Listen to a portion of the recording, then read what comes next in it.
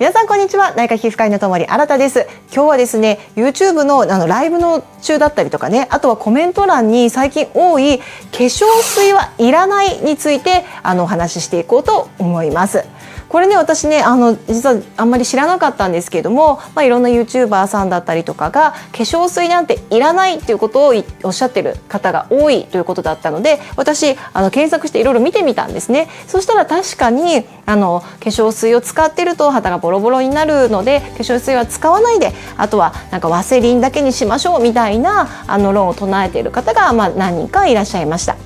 でその方たちが言うには、化粧水っていうのはお水なので肌に入れてもすぐに蒸発しちゃうから、なのでその蒸発したら全く意味がないと。なので顔を洗ったら、油分をね、膜を張るようなワセリンだけを塗っておけば肌はきれいになりますよっていうような感じの趣旨のものが多かったと思います。でこれについてたくさんの方からこれって本当ですかっていうことがあったんですが、ズバリ皮膚科医から言うと100% 間違いではないけど、ちょっと間違ってるかなと思います。でこれね、本当ね 100% 間違ってますって言えばよかったんですけれども、そうじゃないところがやっぱり皆さんが混乱する元なのかなと思うので、それをちょっと分かりやすく説明していこうと思います。皮膚っていうのは、角質層っていうものが実は一番最前線で、これが皮膚のバリア機能の要になっているんですね。でこの角質層っていうには細胞がねブロックのようにしっかりと並んでいて、でプラスその上に皮脂ですね、油が乗っていることでバリア機能っていうのはこれでもう完璧っていうことなんですね。なのでこの角質層がしっかり並んでいて、上に油があるっていうことが皮膚が正常に保っているっていうこと、これは一応頭に入れておいてください。じゃあね、保湿をするこの保湿剤っていうのは何かというと、実は2種類あります。それがヒューメクタントっていうものとエモリエントっていうものなんですね。でまずエモリエントっていうのはもうこの水の蒸発を抑えるものなので、いわゆる油の膜ですよね。なので、例えば蜜蝋みたいなものもそうだし、ワセリンとかもそうだし、なんかオイルとかもこのエモリエントに入ります。でもう一つヒューメクタントっていうのがですね、水分を入れ込むっていうものになるので、角質の水分量を増やすものをヒューメクタントっていうんですね。でヒューメクタントにもいろいろな種類があって、例えば皆さんがよく知っているアミノ酸とかグリセリンっていうのは水分を自分が吸って角質にその水分を送るっていうものになります。でもう一つヒアルロン酸とかコラーゲンっていうのはこの水分を自分が抱え込んで一緒に角質層に行って、その角質層に水分を入れ込むっていうものなんですね。あとね、もう一つ結構強い保湿力があるよっていうセラミドっていうのは、これだけね脂溶性といって油に溶けるもので、これはお水とお水を挟み込んでっていうので、これ抱え込むよりも挟み込む、セラミドとセラミドで一緒に挟み込むので、より多くのお水を角質に留めておくことができるっていうものになります。なので分かりやすく言うと、ヒューメクタントっていうのは角質に水分を入れ込む成分で、あとはエモリエントっていうのはその角質の上に膜を張るものなんですね。このね、化粧水いらない論を唱えている人っていうのは基本的にはこのエモリエントだけでいいよっていうふうに言ってると思うんですね。なので角質の上にある皮脂の役割をするエモリエントだけ乗せておけばいいよっておっしゃるんですが、実はこれね、角質の厚さによって全然違うんですよ。実は日本人っていうのは欧米の方に比べて角質層が薄いっていうことが分かっています。で角質が薄いとどういうことが起こるかっていうとですね、角質っていうのはさっき言ったように、ブロックがね角質の細胞が積み重なってるって言いましたよね。でこの角質の細胞をつなぎ合わせている、セメントのような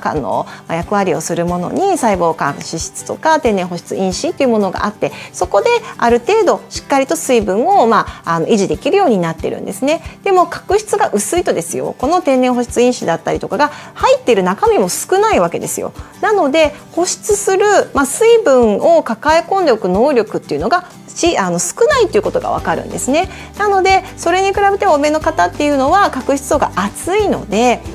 そういう人たち角質層が厚いってことはそこに、水分を抱え込む成分っていうのももともとあるから、そういう人であれば確かにエモリエントだけ皮脂だけ皮脂の役割をする、ワセリンだったりクリームだけでいいのかもしれないです。なのでよくね外国に行くと化粧水なんて売ってなくてクリームだけ売ってるからやっぱりクリームだけとかそういうワセリンだけでいいんじゃないって言うんですが、これって実はそういう皮膚の構造の差っていうのがやっぱり人によって全然違うんですね。でもう一つは実は日本人っていうのはそういう欧米の方に比べて油分の量が多いっていうことが分かってるんですよ。これはですねエスティローダーグループってこれアメリカの化粧品グループなんですが、もともとアメリカでねお化粧品を作ってたグループが日本人向けに作るってなった時に研究をしっかりとデータを取ったらやっぱり角質層が薄くて、でやっぱりそういう欧米の方に比べて 20% 程度皮脂量が多いっていうことが分かったんですよ。じゃあどういう状態かっていうと、これをまとめるとね、角質層は薄くて水分を維持する能力は低いんだけれども、でもバリアを張るような油は多いっていうことなので、言い方を変えるとエモリエント油は多いけど、ヒューメクタントの水分は少ない。なのでインナードライになりやすいのが、日本人の肌質っていうことなんですね。そうなんですよ。なのでよくねこの化粧水不要論を言う人はアメリカの学会がこういう風なスキンケアっていうのは保湿だけでいいっていう風なことを言ったっていうようなことをよく言うんですが、もちろんそれはね正しいんですよ。保湿っていうことだけをしていれば肌っていうのはいいんですが、保湿剤の中には油分を入れるものと水分を入れるものがある。で日本人はその水分っていうものを保持する能力が低くて逆に油が多い。だったらじゃあどうしますかっていうと、油はそんなに必要ないんだけれども、やっぱり水分を抱え込むような成分が入ったお水をしっかり入れていかなくちゃいけないっていうことをもう皆さんなんとなく分かりますよね。なので